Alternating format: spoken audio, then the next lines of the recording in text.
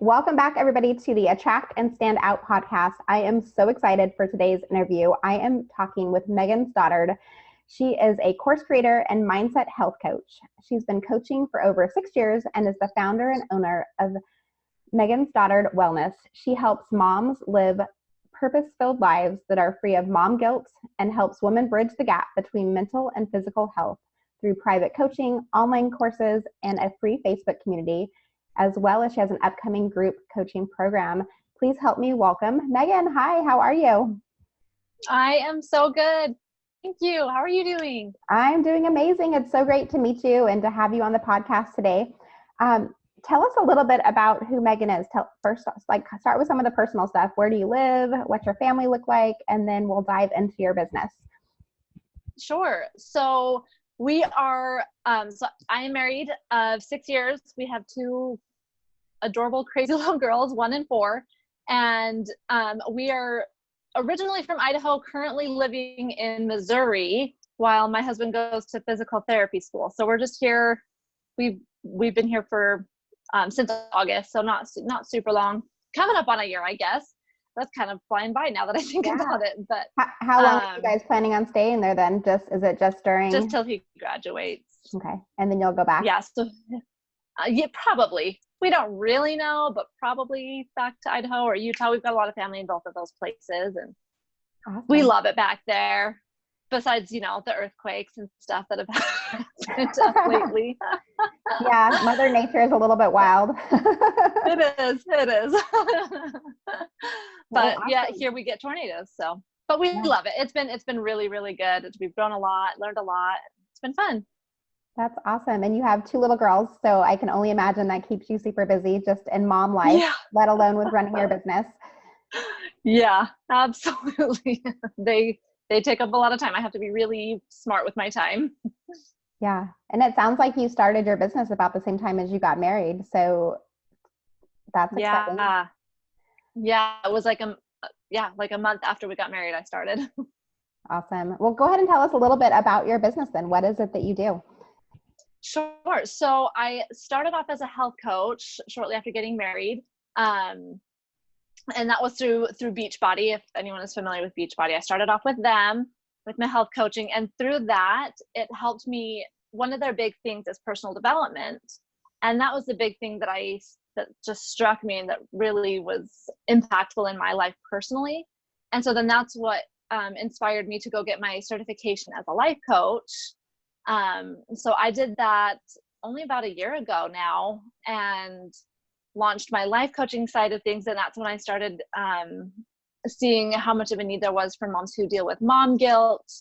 And I just hear so many women, talking about how they just don't know what they want to do with their life. They don't know what to do when their kids are in school, or they don't know what to do with themselves and they just feel lost. And so that's what brought me to that side of things.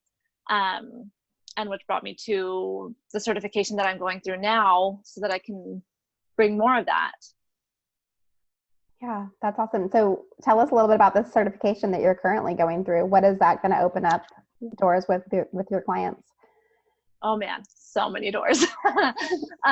So it's a 5-in-1 certification. So it's beastie. It's awesome. So it's NLP is the main side of it. So NLP stands for neuro-linguistic programming. And in a nutshell, it's basically like the user's manual for the mind. It's like learning how to speak to the subconscious, directly to the subconscious, to help you make shifts and changes like almost instantly, rather than taking 6 months or a year or 5 years to create these changes that you want to make, whether it's implementing a new habit or ridding yourself of a limiting belief, or really the options are limitless. So that's NLP. There's a bunch of beautiful tools and techniques in there. There's EFT, which I know a lot of people are familiar with, the emotional freedom techniques, which is tapping, helps you move energy through the body.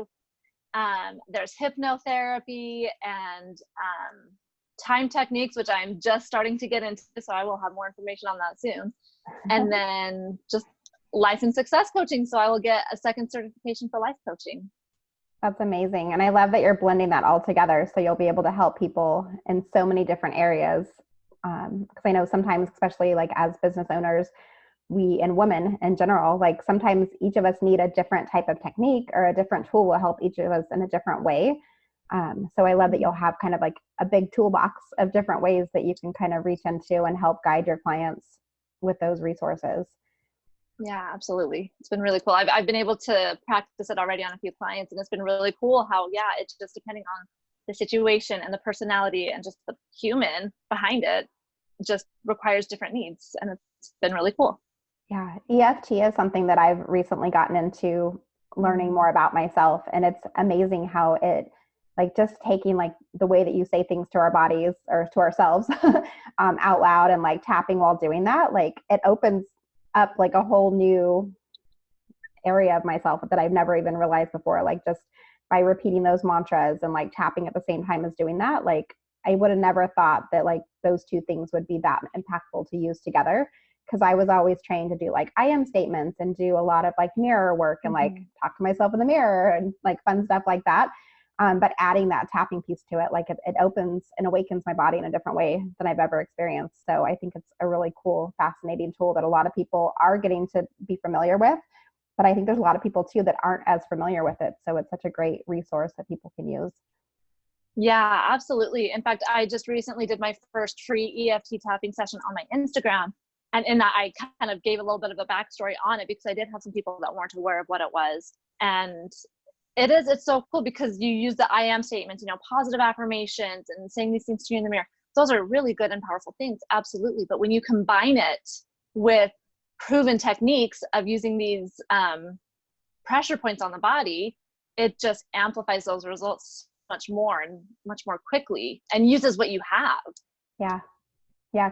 And it's like your body and mind are so connected, but we can easily, I feel like as women, like we can disconnect from ourselves very easily because we're so busy being moms and running businesses and doing PTA volunteering and like all those different things that we get disconnected from ourselves. And it's such a beautiful way to kind of combine those two back together, which we all need, especially right now. Absolutely. Yes, absolutely. And that's exactly what my whole message is bridging that gap between mental and physical, because we are multifaceted. We're not just one piece. We've got so many parts to ourselves, and using that that's one technique, just one, that is so powerful to help us see what it's like when we acknowledge what we are feeling and then move into what we want to feel instead. Yeah, no, it's so true. So give us a little backstory then. I know you started with Beachbody and kind of helping with the wellness side, but what was it that made you want to start your own business and start working as a life coach and helping other people? What was like those big moments for yourself? Sure. So it actually kind of goes back a little bit further before I even became a health coach. So I've been dancing since I was 3. I got my bachelor's degree in dance. I danced professionally for a few years. Like that, moving, that is what I love. I've always known that my body likes to move and that I function more fully when I am moving, when I'm active. And in college, one of the things that I studied, it's a subject called somatics. Unless you're studying dance in college, most people have never even heard of it, but it's basically like a form of movement therapy. And that class had such an impact on me. I took it 3 times. It was only required once, but I took it 3 times because of just how much it helped me personally. And it was different every time I took the class, because I was different every time I took the class. And when I, as I went through that, and I learned that there was a certification for that, I knew that that's what I wanted to do, because I felt how much it had impacted me and helped me improve both my mental and my physical health, that I wanted to help others do the same thing. And then I was actually, after I had graduated college, I had moved out, I was working my first big girl job, and I was actually starting to get ready to apply for this certification when I met my husband, and we got married, I moved, and where we moved, there wasn't the opportunity for that certification. And at the time we were just poor newlyweds. He was in school. I was working like a very low paying job. And so I just had this limitation on myself that I couldn't do it, that it would just have to wait. And I still knew that I wanted to find a way to help people with all of this knowledge that I had and all of these resources that I knew were out there. And I just And then that's when I stumbled upon coaching, and that was part of it. The health coaching is still very dear to my heart, but I knew that was only still a piece of it. And I loved that, and I dove into it, and I just kept working that as much as I could. And then I found the life coaching, and I knew that that was just another big level up to what I was looking for, to what I knew I could offer.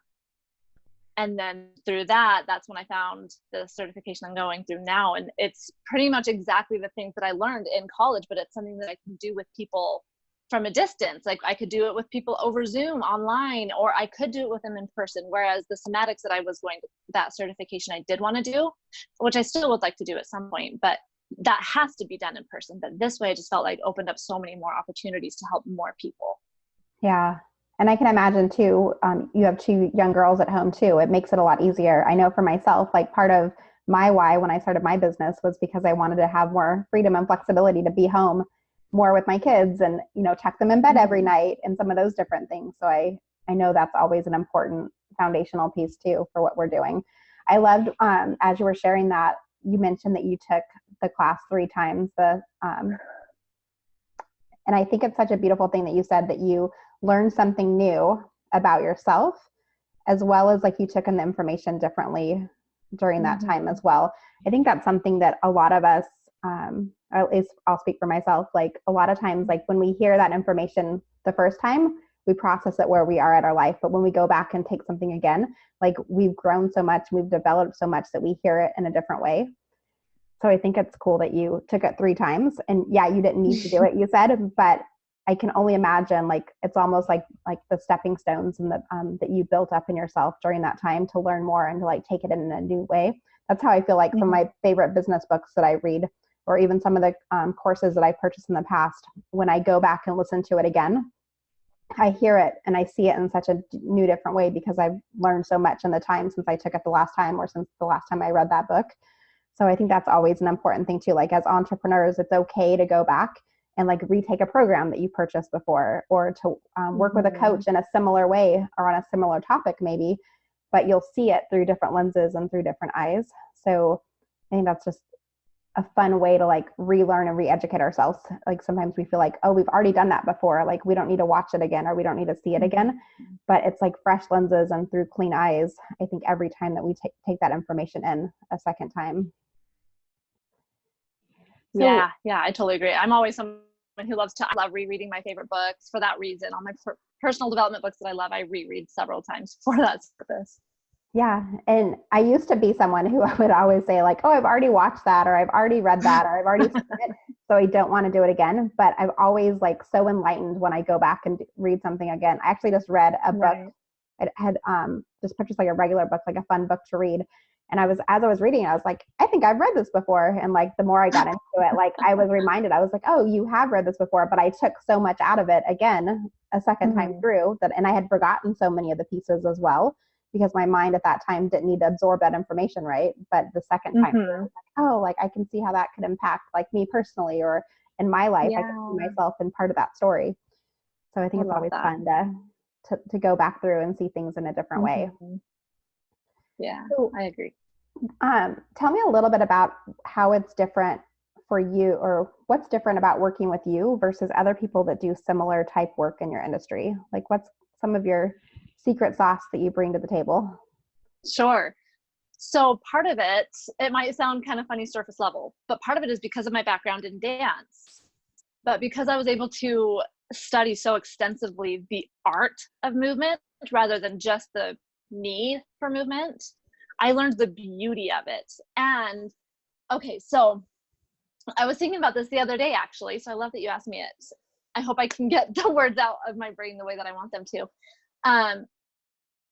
So like I said, I've always been moving. Movement has always been a very big part of my life. So when I was no longer, my form of exercise used to just be dance, because I was dancing for hours upon hours every day. And then when that was no longer the case, there was a little space of time there when that wasn't the case. And so it was after I had graduated college. I was waiting to be able to find some opportunities to apply for. I wasn't moving. I was sitting in a desk job, very sedentary, and depression was something that I had always like dealt with, but I was always able to manage it. And by manage it, I mean numb it and mask it and pretend that it wasn't an issue. Yeah. And once my movement was gone, once my outlet was gone, I realized how important it was, because I spiraled downward hard. I went to the darkest place I had ever been in my life. And it took too long to realize it, but then I finally realized that movement was my therapy. And so then it was really easy for me to get back into the habit. I just started working out from home every day. And again, the movement part just came easy to me. And I know that's not the case for everyone, but I knew how important it was for my mental health, and I didn't want to go back to that dark, scary place again. So I approached my mental health from a physical standpoint.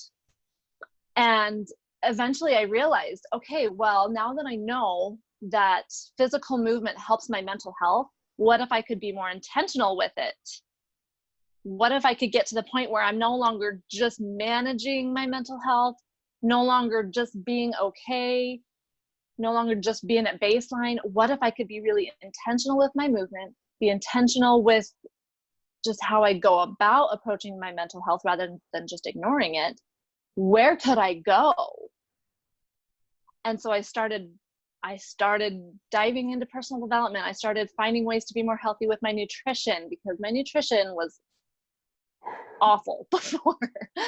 And I just started actually taking care of myself as an entire being rather than just someone who's a dancer. And as I did that, my mental capacity just skyrocketed. My vision for my future skyrocketed. I was never someone who had big goals or big dreams. When I was getting close to graduating college, I would talk about how I was going to move to New York and be on Broadway. So I also love to sing. Like, I wanted to go do all these things, but in the back of my mind, I knew it wasn't ever going to happen, because I don't do those things. I just had so many glass ceilings on myself.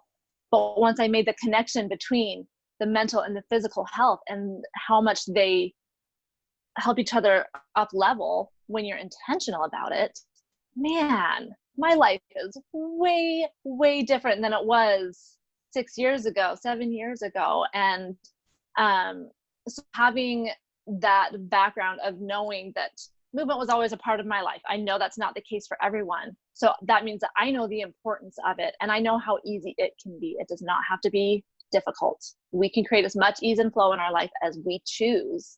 And I know that that is something that I can help my people see, because I know that there are no limitations on it.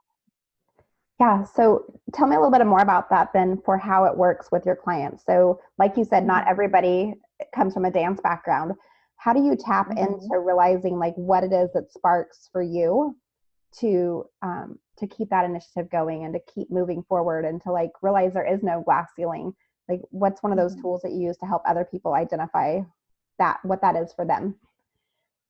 The biggest thing that has been helpful with my clients is helping them realize what form of movement sparks joy for them. Because I get asked all the time, well, what's the best workout program to lose weight? What's the best workout program to get a six pack? What's the best? And my answer every time, it doesn't matter. The best workout program is the one that you will do. If you're not going to commit to an actual workout program, then just commit to going on a walk 3 to 5 times a week, or going to a yoga class a few times a week, as long as it's consistent and something that makes you happy. Because I love yoga and I will do it every day. My mom hates yoga. She does not enjoy doing it. So if that was what she was told she had to do, she just wouldn't do it. Instead, she knows a workout program that she enjoys, and she will do that till the day she dies, because it brings her joy and she enjoys doing it. So many people turn exercise into a necessary evil. And so I just teach my clients how to see it the other way. I help them find a specific form of movement that they enjoy. And eventually that will open up the door, because I used to hate working out too.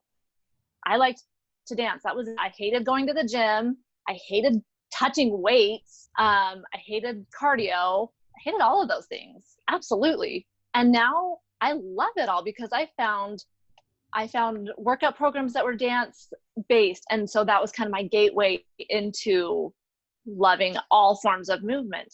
But just starting with that first step of finding something that they love, whether that's gardening. Gardening can count, because you're being active, you're moving, you're using your body, you are using your God-given talents. And or it could just, again, be walking or riding a bike or playing with your kids, having a 30-minute wrestling match with your kids or your dog, just something that brings joy. Because if you are trying to force yourself into movement out of necessary evil or out of loathing for your body, it's never going to stick. Yeah, I love that you bring that up because it's so true. And you can equate that into so many different areas of your life too. If you don't enjoy doing a certain task, it's going to be miserable. You're not going to want to do it. So it won't get done. But when you find ways to do a similar activity in a way that feels really good to you and connects to what makes you happy, sparks joy for you, or just makes you feel good about it, then it's such a different way to bring to it. Like that's how I work with my clients for like marketing their business and going out and doing activities to attract clients in. Like there's a million ways you can market your business, right? Just like you can move your body in a million ways, but finding the ones that work best for you, that feel good to you, is so important. And when you do that, that's what lights you up. That's what makes you want to get up in the morning and, to go work out or to go do an activity that you need to do, market your business. It's so important to find what feels really good to you though, versus doing what like the should do's or the what everybody else is doing. Just because your best friend or your business bestie markets in one way, or just because they work out in one way, doesn't mean that that's the way that you have to do it. Like you have to find a rhythm that works for you so you can want to wake up in the morning and actually take care of yourself. So I love that you mentioned that. Yes, absolutely. I see so many of my clients come to me and they're like, well, I see other people are successful by, marketing through Facebook ads or through going to networking events or doing these different things. And I'm like, well, that's great if that's what you want to do. But if you like, when they come to me, they're like, but I don't even like people. Like, I don't want to go to a networking event. I'm like, well, then don't go to a networking event. Like, there's so many ways that you can grow your business without doing things that don't make you feel good. Like, don't do it. Right. So I love that you talk Yes, we shouldn't have to white knuckle it. Yeah.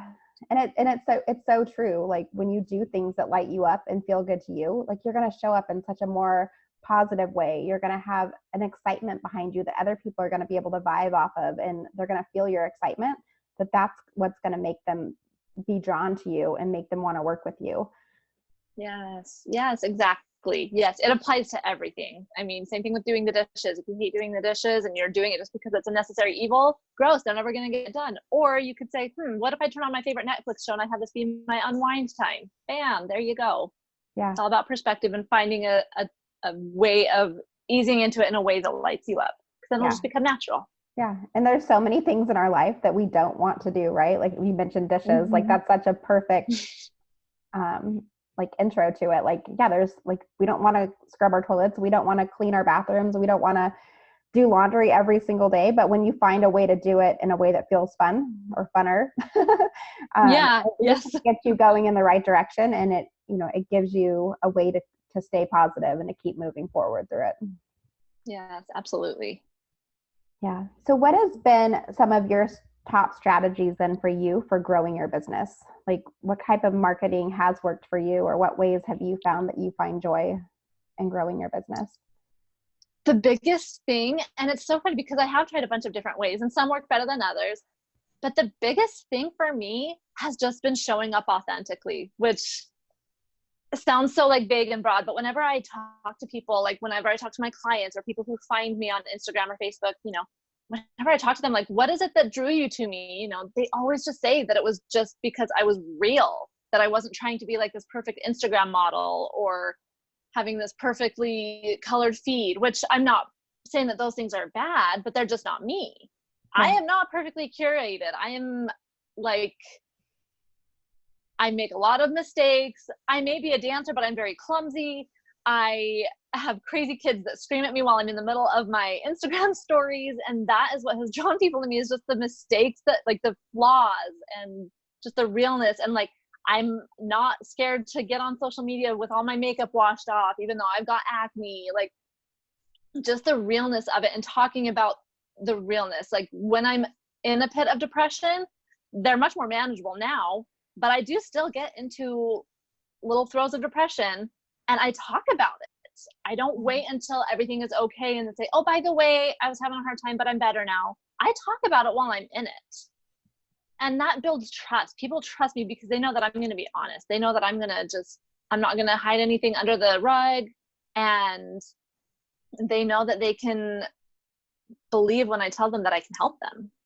Yeah. And it's so important to show up authentically and just be you as you are, because you have special qualities, special quirks, special things about you that you might find being a quirk, or maybe that they don't feel like they're quite normal. But everybody has those, like some form of a quirk or something about them that's a little bit different. And that's what, when people see that, they feel like they can relate to you and they can connect in a deeper way. Versus, you're right, like if somebody has like this perfectly curated life and they don't show ever any bad days, everything's always unicorns and roses and rainbows and everything's always happy, like that's not real life. Like we all, like we're reflecting. It's like that reflection in the mirror, right? Like we want to see ourselves so that we can connect with the influencers, the people that we want to work with. It's important that we see that like they're not perfect, that they have just as many flaws as we do, or that they're not trying to be something that they're not. Right. Yeah. Yes. That is what has drawn the most people to me, for sure. It's been really cool. That's awesome. What's one thing that you always wish that you would have known before you started your business? Like if you could go back 6 years from now when you started your business, what would you tell that version of yourself 6 years ago? To just take action. And I had heard people say this, but I didn't believe it for myself. It took me a long time to realize that I am, like, because I would kind of joke saying that I was a perfectionist, but then in my mind I'm like, no, I'm not actually a perfectionist, because like I'm just not. It took me a long time to realize that procrastination is a form of perfectionism, and I struggled with that a lot for the first few years of my business. And yeah, if I could go back and talk to the Megan from back then, I tell her, no, when people are saying this, they are talking to you. Messy action is better than no action at all. I like to have a plan. I'm a planner. And so I like to make sure that everything, like if I take this step, that every step after that is planned out and it's going to go perfectly. And that stopped me from doing a lot of things. But over the last year or so, that has been something that I've worked on a lot, and it's been terrifying and uncomfortable, and just learning that it's okay to be uncomfortable, learning that it's okay to make a mistake and feel embarrassed and feel stupid. It's not going to kill me. And that is the place where I have grown the absolute most. And I do wish that I had known that 6 years ago. Yeah, I love that you said just like taking action, because so many people do hold themselves back because they procrastinate because of perfectionism or whatever it is. And they're like, well, I can't do it because I don't know all the steps yet, or I don't know exactly what this is going to look like at the end. So they freeze almost to a degree, and they don't do anything, which you can't grow a business if you're not doing anything. Like that's impossible. Like you have to. Yep. And it's better to, to have sometimes take the action and succeed with it. And then sometimes maybe it doesn't work out quite as you had planned, but you learn from that. Like we all learn so much. I know I do. Every time I, roll a new program out, or I try marketing in a different way. And sometimes it works amazing. And I'm like, oh, like, yeah, this is amazing. I want to keep doing it. And other times I'm like, whoa, like that didn't work at all. Like I had a vision, but that's totally fine. It's just about learning from that. I don't even want to call it like failures or mistakes, because I feel like everything that we do when it comes, especially when it comes to growing our business, like they're just building blocks, and some things are going to work great and some things are going to not work quite as planned. And we just have to, redirect and change things up and find things that are going to work for us. So yeah. A mantra that I was given recently that I have just been clinging to, I love it, is failure is only feedback. It's only feedback. What's going to happen if you fail? You're not going to die. Your brain is trying to tell you that you're going to die if you fail, and that is not true. Back in the day when there were saber-toothed tigers that you had to run from, if you trip on a rock and you fail, you might die. But there are no saber-toothed tigers anymore. That's not a thing, and it's only feedback. And if you can take that feedback and let it help you improve as a human and help you grow and help you step further into who you are, then the next step, the next failure is going to help you even more. Whereas if you don't even take that step, you're just going to be stagnant. And we are not rocks. We are not here to be stagnant beings. Yeah. And it's so true, because our brain is wired to, save us from saber-tooth tigers and to keep us away from all these dangers. But we like our world's changed so much. Like our brain doesn't need to warn us in such a high level capacity when it comes to taking action or doing smaller steps that we're taking. But our brain is still so wired to like, stay safe. Yes. Let's keep you right here where you're like warm and safe and comfy and cozy. Like we have to like tell ourselves like, thank you, brain, for protecting me. I totally appreciate you. And I thank you for doing that in so many different cases. But when it comes to growing my business and taking action and doing the things I need to do, like move on over. Like I got this. Yes. That's exactly how I look at it. I look at fear as I just had to kick fear back into the back seat. Fear does not get to sit in the driver's seat anymore. But yes, I love that you brought up the reminder of just thanking it, because there's no reason for guilting or shaming ourselves for feeling this fear. There's nothing wrong with it inherently, as long as you're not letting it sit in the driver's seat. That's it. All it needs to do is sit in the booster seat in the back, and everything's going to be fine, because it's there for a reason. We don't want fear to be gone, because then we will make dangerous mistakes. We'll drive off a cliff, or, we will do awful things that we're not even thinking about if that fear is there. That fear is important. It's just calibrating to understand when we need to make decisions based on that fear or in spite of that fear. Yeah. No, such great points. What would you say has been like one of the biggest obstacles that you've overcome with your business? I've got a handful. I would say probably having my first child. I went through really bad postpartum depression and anxiety. And that was actually my first conscious struggle with anxiety. I didn't realize that I had anxiety before. In hindsight, I figured out, yes, there was another incident back in the day that caused that. But having my oldest, I had a really rough recovery, and she was a very colicky baby. I didn't get any sleep. I was sore. I did not do well for the first 5 months or so, which does not sound long at all, but those 5 months, they almost broke me. Yeah. They almost broke me. Everything kind of stopped for a little bit. And then I felt bad about it. And I think that was looking back, I just want to give myself a hug and say that it's okay to pause, because I was struggling, and yet I was still kind of trying to show up for my business. But then I felt bad because I couldn't show up really, because I was struggling so much with my own brain and just inside my own home. And so I just put so much guilt and shame on top of myself for not being able to show up the way that I wanted to. And there was just so much unnecessary negative emotions that I piled on top of myself. And eventually I was able to come out of it. I was able to see the error of my ways. I was able to forgive myself for all of that and come out even stronger on the other side. But that guilt and that shame that I had during that phase of my life, that was probably one of the most hardest. Yeah. Thank you so much for sharing that, because I feel like so many people in my audience I know, and just moms, even as myself, like we beat ourselves up sometimes because we're trying to be really great at every single area of our lives.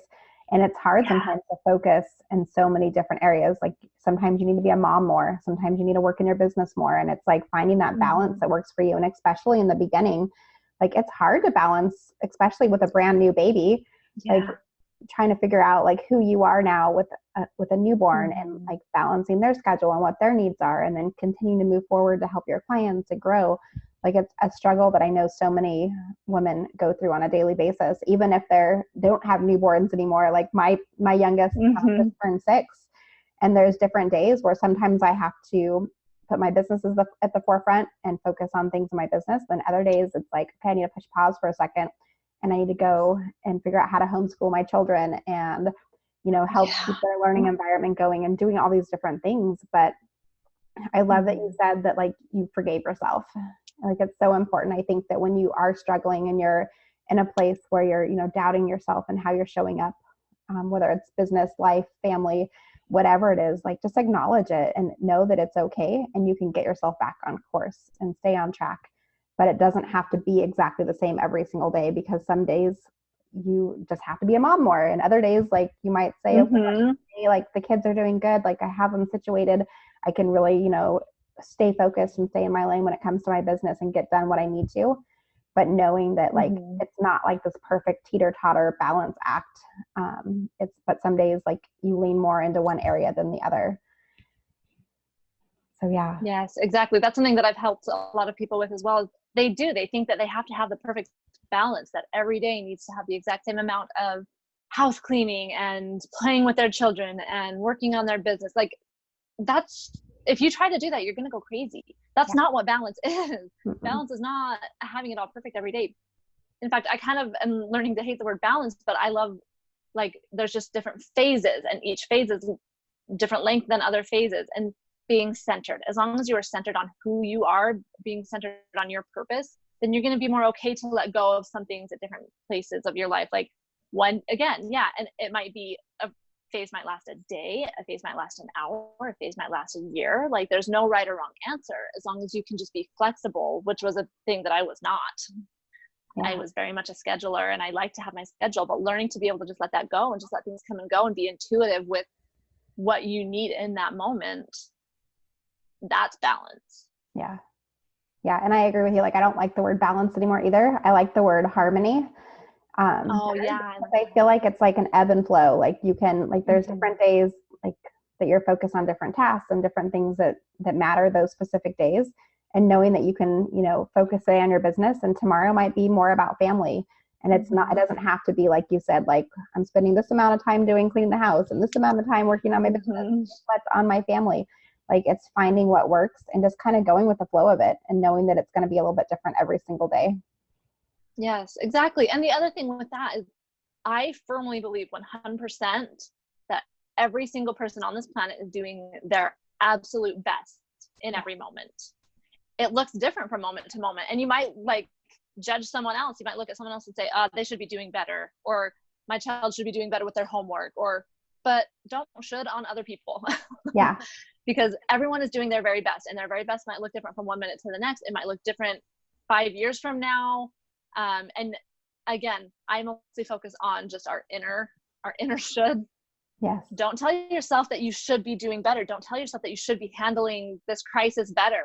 However you're handling it right now is exactly how you need to be handling it. That's the best that you can do, and that's perfect. That's all that the world needs. It's all your family needs. That's all you need is your best. And if you're trying to do better than you are currently doing, you're just going to wear yourself out. Yeah. Such great advice. I love it. All right. So as we kind of start to wrap up our interview today, I have some fun rapid fire questions I like to ask all my guests at the end, just to get to know Megan a little bit better. Okay. I'm curious if you have a morning routine, and if so, what does it look like? Yes, I am obsessed with my morning routine. I wake up, I turn on, so if you know who Darren Hardy is, he has an email that he sends out 5 days a week, just a short little 5-minute blip of some personal development. So I turn that on right away to help me get up and get moving. And I make my bed, I get changed into my workout clothes, I get my pre-workout, I get my essential oil scent that I'm loving at the moment. Right now it's wild orange, and I just rub it on my hands and get it all smelled up and make me happy. And then I get my notebook and my book and everything. I get everything that I need. And depending on if my husband is sleeping in or if he's up early, I will either sit on my bed or sit out in our living room.